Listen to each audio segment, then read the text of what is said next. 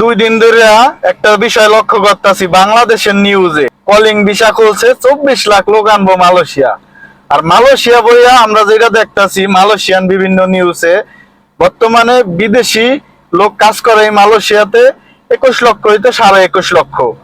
আর কথা অ্যাপ্রুভাল পুরোপুরি করতে পারবো 24 লক্ষ হইতে 24,50,000 এরকম, ঠিক আছে। অলরেডি 21.5 লক্ষ লোক বৈদেশিক লোক মালয়েশিয়া কাজ করে। তো এক্ষেত্রে আর 2 হইতে 3 লাখ লোকই আসুক।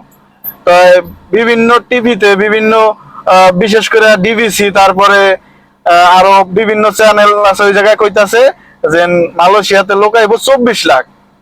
আসলে এইসব যে নিউজ করে তারা কি কিছু খাইয়া নিউজ করে নাকি আমি বুঝি না কিছু। তো সবাই সচেতন হইবেন আর সবাই একটা জিনিস বুঝবেন, অন্তরিক কলিং কিন্তু খোলে নাইকা, এখন কেবল কোম্পানিরে কথা আবেদনের লিগা অ্যাপ্রুভাল পাস করছে, ঠিক আছে। কলিং খুলতে আরো প্রসেস আছে, বিভিন্ন প্রসেস আছে, সময় লাগবে। সরাসরি এখন থেকে বাংলাদেশ থেকে লোক আয় নাই।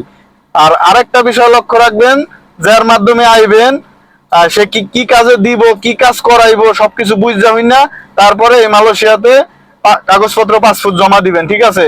সবাই সচেতন ভাবে জমা দিবেন। আল্লাহ তাআলা জমা দিয়া পরে মালয়েশিয়ায় কাইন্দেন না, কারণ মালয়েশিয়াতে অনেক খারাপ কাজ আছে, অনেক দেখা গেছে পাম অয়েলের কাজ, অনেক কষ্টের কাজ আছে। বুঝা শুনে তারপরে পাসপোর্ট দিয়ে জমা দিয়েন, ঠিক আছে। ধন্যবাদ সবাইকে।